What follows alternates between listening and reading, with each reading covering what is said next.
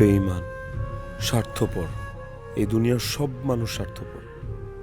স্বার্থ ফুরিয়ে গেলে কেউ কাউরে চেনে না। কত মানুষের জন্য আমি কত কিছু করলাম, অথচ আমার বিপদে কেউ আমাকে চিনল না। হায় রে দুনিয়া! আমি এখন অফিসের 50 লক্ষ টাকা কোত্থেকে দেব? আর টাকাটা দিতে না পারলে তো পুলিশ আমাকে ধরে নিয়ে যাবে। আর আমাকে যদি পুলিশ ধরে নিয়ে যায়, আমার বাবার মান সম্মান যাবে। তার চেয়ে বরং নিজেকে শেষ করে দিই, তাহলে এই দুঃখ, কষ্ট, যন্ত্রণা সব কিছু থেকে একেবারে মুক্তি পেয়ে যাব। হ্যাঁ, এই নিষ্ঠুর পৃথিবীতে আমি আর থাকবো না, সবাইকে ছেড়ে চলে যাব।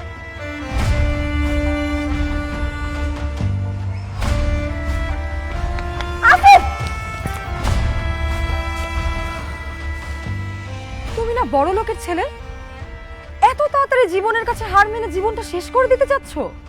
হ্যাঁ, আমি জীবনের কাছে হেরে গেছি। আমার বেঁচে থাকার আর কোনো ইচ্ছে নেই, সেজন্য নিজেকে শেষ করে দিচ্ছি। শিরিন, তোমাকে ধন্যবাদ।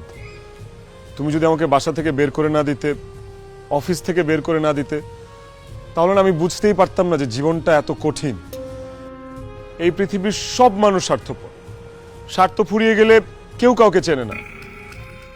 জানো শিরিন, তুমি আমাকে বাসা থেকে বের করে দেওয়ার পর একবেলা খাওয়ার জন্য 10টা টাকা উপার্জন করার জন্য আমি যে কত কষ্ট করেছি, অথচ আমার বাবা বড় লোক বলে আমি তার কত টাকা নষ্ট করেছি, আজে বাজে খরচ করেছি, কত খাবার অপচয় করেছি, কত মানুষকে কষ্ট দিয়েছি, বাবার মনে আঘাত দিয়েছি, তোমার মনে কষ্ট দিয়েছি।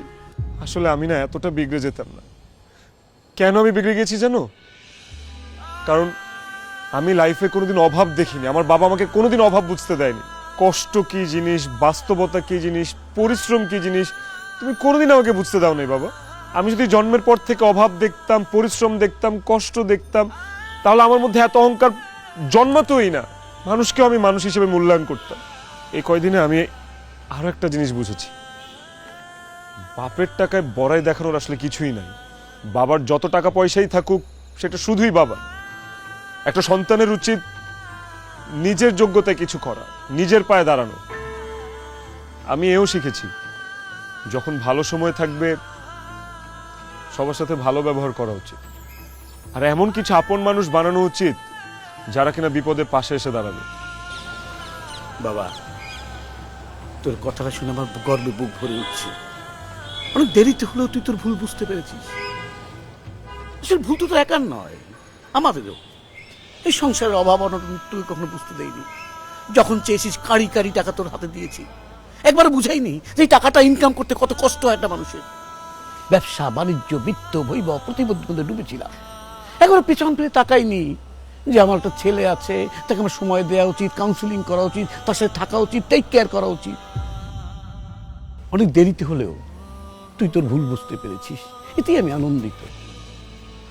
শিরিন, তোমাকে আমার বিশেষ ধন্যবাদ যে আমাদের পুরো প্ল্যানটাই সাকসেসফুল হয়েছে। প্ল্যান? কিসের প্ল্যান বাবা? তোমার অহংকার পতনের প্ল্যান। মানে বাবা আমাকে কোনো সম্পত্তি লিখে দেয়নি। এই সব কিছু আমাদের একটা সাজানো নাটক ছিল। আর এই নাটকটা আমরা করেছি যাতে তোমার অহংকারের পতন হয়, তুমি যেন নিজের ভুলটা নিজে বুঝতে পারো। আর আল্লাহর কাছে লাখ লাখ শুকরিয়া যে তুমি তোমার ভুলটা বুঝতে পেরেছো। আমি তোমার স্ত্রী হয়ে তোমার সাথে অনেক খারাপ ব্যবহার করেছি, তুমি আমাকে ক্ষমা করে দিও। আমি যাই করেছি তোমার ভালোর জন্য, তোমার পরিবর্তন হওয়ার জন্য করেছি। স্যার আমি যা করেছি সবই ম্যাডাম আর স্যারের কথাই করেছি sir. I am sorry sir. তোমরা সবাই আমাকে ক্ষমা করে দিও। শিরিন, তুমি আমাকে প্লিজ ক্ষমা করে দিও। তুমি যদি এই নাটকটা না সাজাতে না, আমি আসলেই কোনোদিন বদলাতাম না, এই বড় লোকের অহংকারী ছেলে হয়ে থাকতাম। আমি কথা দিচ্ছি তোমাকে শিরিন, আমি আর কোনোদিন তোমার সাথে খারাপ ব্যবহার করব না। তুমি আমার যোগ্য স্ত্রী, কোনোদিন তোমাকে অবহেলা করবো না, অপমান করবো না। বাকিটা জীবন আমি তোমার এই 2 হাত ধরে পার করে দিতে চাই। Sorry, please.